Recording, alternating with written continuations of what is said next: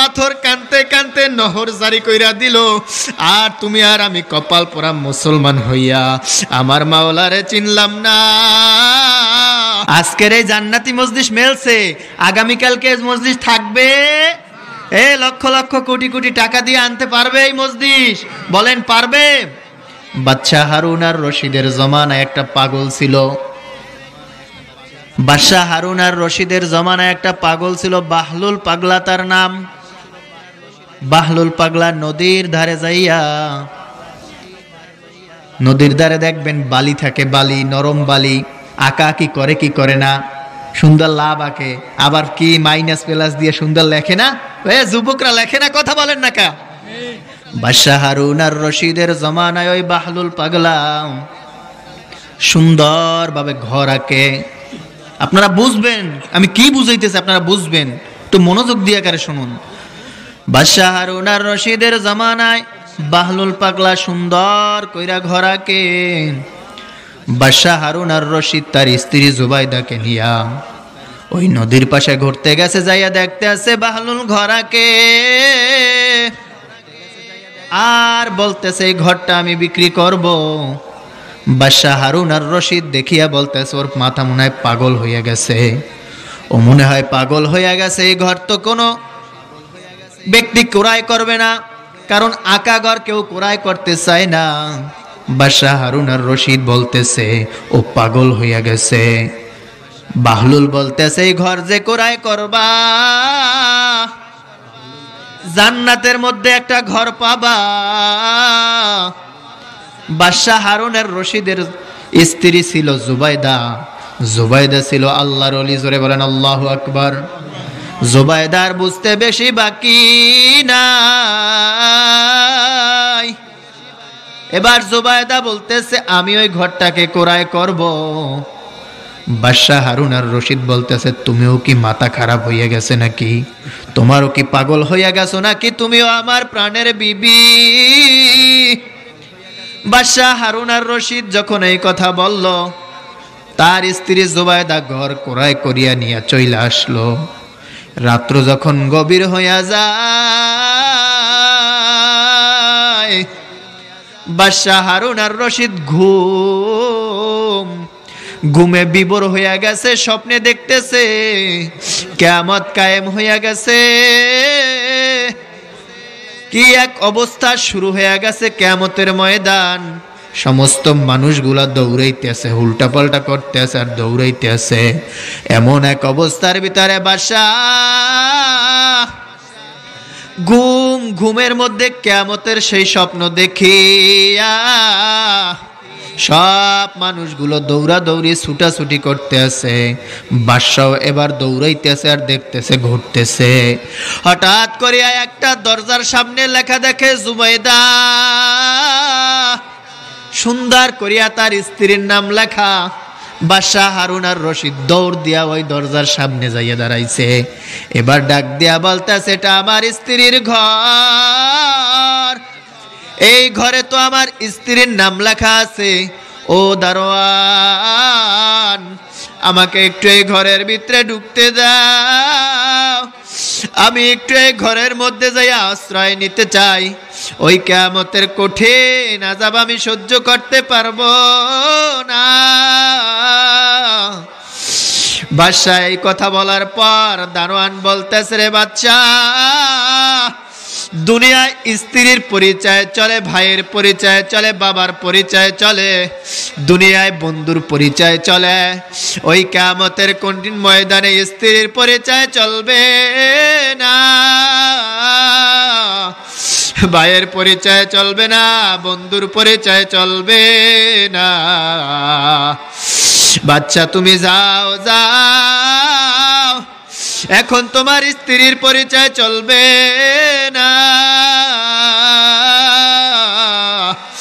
ভাইরা, এবার ঘুম ভাইঙ্গা তার স্ত্রীর কাছে দৌড়াইয়া যাইতেছে। ঘুম ভাইঙ্গা গেছে আর যাইয়া দেখতেছে আমার প্রাণের স্ত্রী, আমি তো ঘুমের মধ্যে এই স্বপ্ন দেখলাম। স্ত্রী বলতেছে যাও যাও, তুমি এবার ঘর ক্রয় করা শুরু কইরা দাও। বাহলুলের খোঁজ, কোথায় পাওয়া যাবে বাহলুলের? আমি 100টা ঘর ক্রয় করব। আজকে বাহলুল যতটা ঘর বানাইবে আমি সব ঘর ক্রয় করতে রাজি আছি। বাহলুলের খোঁজ দে ওই নদীর পারে যাইয়া দেখতেছে বাহলুল ঘর আঁকতে আছে। এবার বাহলুলের ডাক দিয়া কয়, পাগলা রে, আজকে তুই 100টা ঘর বানাবি, আর তুই যা চাও আমি তোকে তাই দিয়ে এই ঘর ক্রয় করব।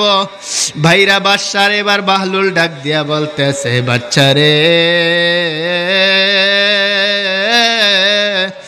जमाना बाए खाल राता नहीं, गुज़श्ता जमाना फिर आता नहीं। ও বাদশা রে, তুমি যদি ওই দিন ঘর কিনতা তুমি তো জান্নাতের মালিক হইয়া যাইতা। তুমি না দেখা ঘর কিনো নাই।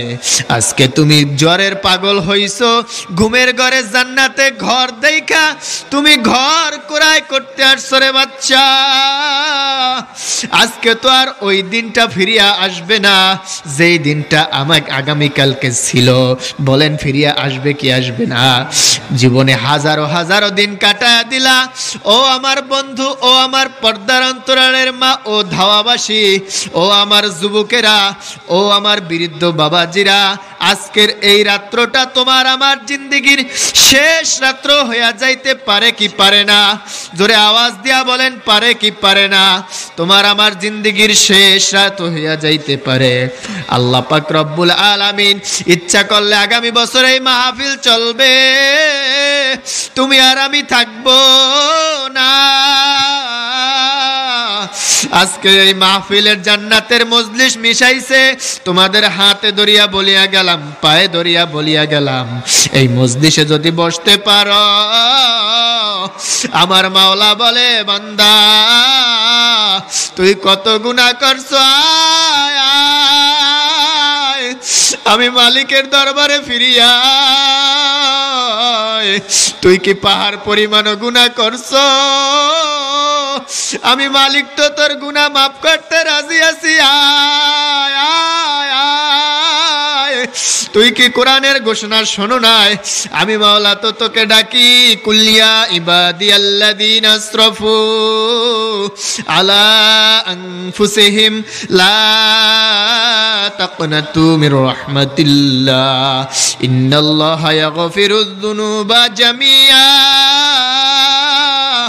ইন্নাহু হুয়াল গফুরুর রহিম। এ বান্দা বান্দি, তুই গুনাহ কইরা ফেলাইছো, একবার গুনাহ করছো, আবার তওবা করিয়া তওবা ভাঙা ফেলাইছো, তারপরও আমি মাওলা তোকে নৈরাশ করি নাই। আয় আয় আয়, তুই কত গুনাহ করবি, তোর গুনার থেকে আমি মাওলার রহমত বেশি। সাবাকাত রহমতি আলা গযাবি, আমি মাওলার কাছে তোর গুনার থেকে আমি মাওলার কাছে রহমত প্রাধান্য পাওয়া যাবে। আয় বান্দা আয় আয়, এই মজলিসে যদি বসতে পারো, এক ফোঁটা চোখের পানি যদি সাইরা আমি মালিকের ডাক দিতে পারো, আমি মাওলা তোরে মাফ না কইরা পারবো না, আমি মাফ না কইরা পারবো না।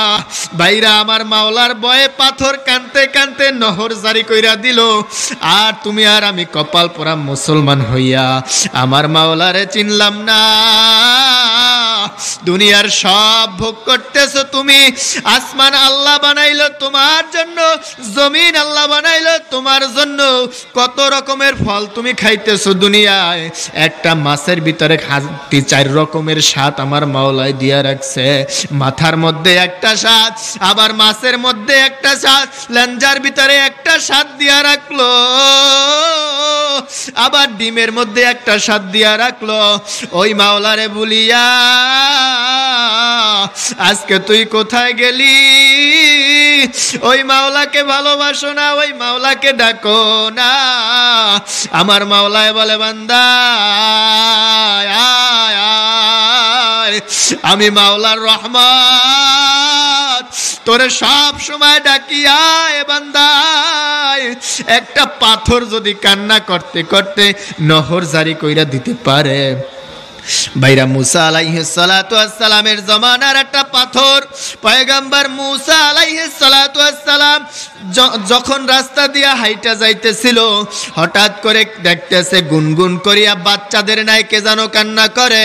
পয়গম্বর মুসা আলাইহিস সালাতু ওয়াস সালাম চারদিকে খুঁজিয়া খুঁজিয়া দেখতেছে একটা পাথর কান্না করতেছে। ডাক দিয়া বলতেছে, রে পাথর তুমি কেন কান্না করতেছ রে পাথর? পাথর ডাক দিয়া বলে, আল্লাহর নবী মুসা, আমি শুনছি কোরআনের ওই আয়াত, কুদুহান নাস ওয়াল হিজারা উইদ্দাত লিল কাফিরিন। আমি কোরআনের ওই আয়াতের ঘোষণা শুনেছি, আমি পাথরকে দিয়া কাফেরদেরকে নাকি জ্বালাইবে। ও নবী মুসা, আপনি একটু মাওলার কাছে দরখাস্ত করেন, আমার মাওলায় যেন আমারে ওই আগুন দিয়া না জ্বালায়। পাথর কান্না করতে করতে করতে এমন অবস্থা হয়ে গেছে, মাওলা পাক রব্বুল আলামিনের কাছে পয়গম্বর মুসা যাইয়া যাইয়া বলতেছে, দরখাস্ত দিতেছে, ও আল্লাহ, তোমার ভয় পাথর কান্না করতেছে, ওই জাহান্নামের আগুন থেকে রক্ষা চায়। পাথর তোমার ভয়ে কান্না করতেছে, তুমি আরে মাফ করিয়া দাও। আমার মাওলায় বলতেছে, মুসা তুমি যাও যাও, ওই পাথরকে জানায়া দাও আমি মাওলায় ওরে জাহান্নামের আগুনে জ্বালাবো না। ভাইরা মুসা আলাইহিস সালাতু ওয়াস সালাম ওই পাথরের কাছে আইসা বলতেছে, পাথর আমার মাওলার ঘোষণা,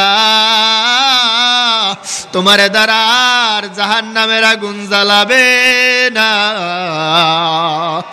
ভাইরা মুসা আলাইহিস সালাতু ওয়াস সালাম যখন পাথরকে ঘোষণা দিয়া দিল, ঘোষণা দিয়া মুসা আলাইহিস সালাতু ওয়াস সালাম সঙ্গে সঙ্গে চলিয়া যায়। কিছুদিন যাওয়ার পরে পয়গম্বর মুসা আবার ওই রাস্তা দিয়া যায়, আবার শুনতেছে গুনগুন করিয়া কে যেন কান্দে। পয়গম্বর মুসা আলাইহিস সালাতু ওয়াস সালাম পিছনের দিকে তাকাইয়া দেখতেছে ওই পাথর জোরে আবারও কান্না করতেছেন, জোরে বলেন আল্লাহু আকবার। ভাইরা আমার, পয়গম্বর মুসা আলাইহিস সালাতু ওয়াস সালাম বলতেছে, পাথর তোরে তো আমার মাওলায় মাফ কইরা দিছে, তুই কেন এখন আবার কান্না করতেছ? পাথর ডাক দিয়া বলতেছ, নবী মুসা,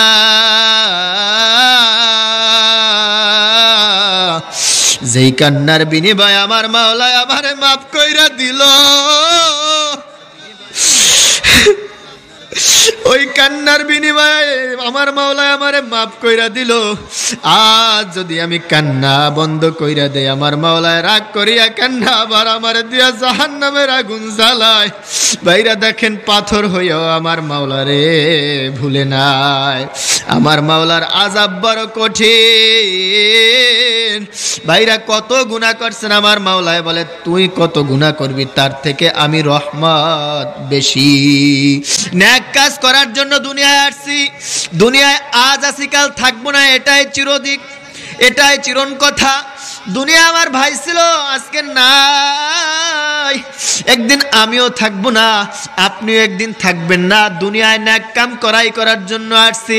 সাহাবায়ে কেরামরা একদিন বলতেছে, ইয়া রাসূলুল্লাহ, ইয়া হাবিবাল্লাহ, নেকি কি জিনিস আর নেকির কত মূল্য, একটা নেকের কত মূল্য। সাহাবায়ে কেরামকে রাসূল সাল্লাল্লাহু আলাইহি ওয়াসাল্লাম বলতেছেন, ও আমার সাহাবী, নেকি কি জিনিস আর নেকির কত মূল্য তোমরা জানো? ওই যে মদিনা শরীফের ভিতরে উহুদ পাহাড় দেখো, লম্বায় মাইলকে মাইল, আবার চওড়ায় মাইলকে মাইল। এই উহুদ পাহাড়ের ভিতরে যতগুলো আপনার পাথর আছে, লক্ষ লক্ষ কোটি কোটি গুণ, কোটি কোটি কোটি কোটি কোটি কোটি এত পাথর আছে। ওই পাথরগুলাও যদি স্বর্ণ দ্বারা, রূপক দ্বারা ভর্তি কইরা দেওয়া হয়, আর একটা নেক যদি এক পাল্লায় দেওয়া হয়, তারপরও ওই নেকের পাল্লা বেশি হইয়া যাইবে। বলেন না সুবহানাল্লাহ। ভাইরা, নেক কাম করার দরকার আছে না নাই? সাহাবায়ে কেরামদের ভিতরে নেকের প্রতিযোগিতা ছিল, আর আপনার আমার ভিতরে গুনার প্রতিযোগিতা। কথা বলেন ঠিক কিনা? ঘরে ঘরে গুনাহ, বাইরে গুনাহ, সব জায়গায় যেদিকে তাকাইবেন চারদিকেই গুনাহ আর গুনাহ। কোথায় গিয়ে আমরা নেক কাজ করব? আল্লাহর নবী সাল্লাল্লাহু আলাইহি ওয়াসাল্লামের সাহাবী আবু বকর সিদ্দিক রাদিয়াল্লাহু তাআলা আনহু দুনিয়ায় জান্নাতের টিকিট প্রাপ্ত। 10 জন সাহাবী দুনিয়ায় জান্নাতের টিকিট প্রাপ্ত হলো। 1 নম্বর আবু বকর সিদ্দিক রাদিয়াল্লাহু তাআলা আনহু, 2 নম্বর ওমর রাদিয়াল্লাহু তাআলা আনহু। এভাবে 10 জন সাহাবী জান্নাতের টিকিট পাইয়া দুনিয়ায় জান্নাতি হইল কি হইল না? দেখেন, জান্নাতের টিকিট পাওয়ার পর তারপরও আমার মাওলারে ভুলে নাই, আমার মাওলাকে ছাড়ে নাই, নেক কাজ ছাড়ে নাই। বাইরা ওমর রাদিয়াল্লাহু তাআলা আনহু জান্নাতের টিকিট প্রাপ্ত সাহাবী, আবু বকর রাদিয়াল্লাহু তাআলা আনহু জান্নাতের টিকিট প্রাপ্ত সাহাবী। আবু বকর একদিন বলতেছে, ইয়া রাসূলুল্লাহ, ইয়া হাবিবাল্লাহ, মাওলায় কোরআনের ভিতরে ঘোষণা দিয়ে দিয়েছে, ফাউলাইকা ইউবাদদিলুল্লাহু সাইয়্যাতিহিম হাসানা। আল্লাহ তাআলা ওই বান্দার নেক আমলগুলো, বান্দার বদ আমলগুলো নাকি নেকি দ্বারা পরিবর্তন কইরা দিবে। আল্লাহ কোরআনের মধ্যে বলেছেন, তাহলে আমার থেকে ওমরের নেকি বেশি হইয়া যাইবে, কারণ ওমর পরে ইসলাম গ্রহণ করছে, সে তো আগে অনেক খারাপ কাজ করছিল, যেহেতু আল্লাহ তাকে ইসলাম গ্রহণ করায় সব মাফ কইরা দিছে। আবু বকর রাদিয়াল্লাহু তাআলা আনহু এই কথা বলার পর বলতেছে, নবী, আমি চাই আমার নেকগুলো ওমরের সাথে পরিবর্তন করতে, কারণ আমার সব নেক আমি ওমরকে দিয়ে দিব, আর ওমরের নেকগুলো আমি নিব, ওমরের নেকি হবে বেশি। আবু বকর রাদিয়াল্লাহু তাআলা এই কথা বলার পরে আমার পয়গম্বর ডাক দিয়া বলতেছে, ও আবু বকর, নেক বেশি হবে কিনা জানি না, কিন্তু আমি এটা জানি তোমার একদিনের নেকি যা হবে, আর আবু বকর তোমার একদিনের নেকি যা হবে, আর সারা পৃথিবীর মানুষের নেকি যদি এক পাল্লায় দেওয়া হয়, তারপরও তোমার ওই এক রাত্রর নেকি বেশি। কোন রাত্র বলতে পারবেন কেউ? হিজরতের রাত্র। আমার পয়গম্বর 6 মাস আগে বলেছিলেন, আবু বকর, তোমাকে নিয়ে মদিনায় হিজরত করব। আবু বকর এবার ডাক দিয়া বলছেন, রাজি হইয়া গেলাম ইয়া রাসূলুল্লাহ। 6 মাস পরে যখন বাড়ির দরজায় আয়েশা টোক্কা দিয়েছে, সঙ্গে সঙ্গে লাব্বাইকা ইয়া সাদাইকা। আবু বকর যখন লাব্বাইকা ইয়া সাদাইকা বলল, আমার নবী ডাক দিয়া বলতেছে, আবু বকর, তুমি কি ঘুমাও নাই? তোমাকে এক ডাকে আমি কিভাবে পাইলাম? আবু বকর ডাক দিয়া বলতেছে, নবী, আপনি আমার 6 মাস আগে বলছিলেন হিজরতের জন্য আমাকে সাথী বানাবেন। ও নবী, ওই 6 মাস যাবত আমি বিছানায় পিঠ লাগাই না।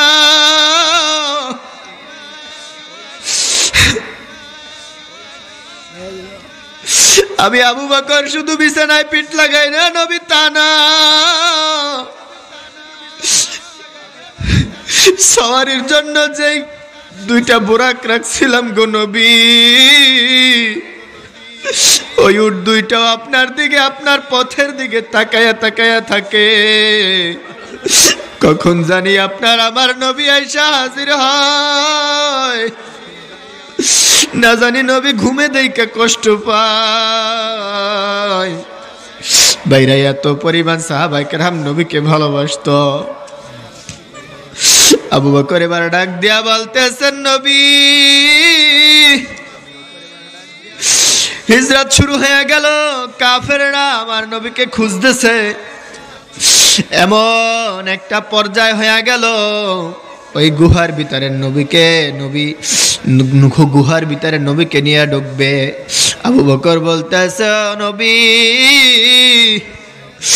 আপনি একটু দাঁড়ান, আমি একটু গুহার ভিতরে পরিষ্কার করে আসি, কোনো সাপ জন্তু বিচ্ছু থাকতে পারে, আপনাকে কষ্ট দিতে পারে।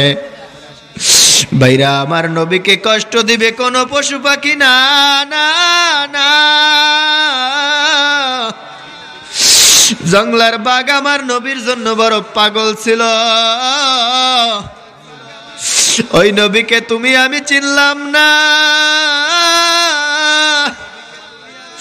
তুমি আমি কত বড় কপাল পোড়া হইলাম, আজকার আদর্শ বাস্তবায়ন করতেছ, কার সিরাতে তোমার সিরাত ঢাকতেছ, কার লিবাসে তুমি চলতেছ। আজকের যদি নবীর সুন্নাত তুমি আমল করতে পারতা, আমার নবীরে কাঁদাইতে পারতা না, আমার নবীরে কষ্ট দিতে পারতা না রে যুবক। আবু বকর রাদিয়াল্লাহু তাআলা আনহু গর্তের ভিতরে যাইয়া সুন্দর পরিষ্কার কইরা তারপর আসছে আয়েশা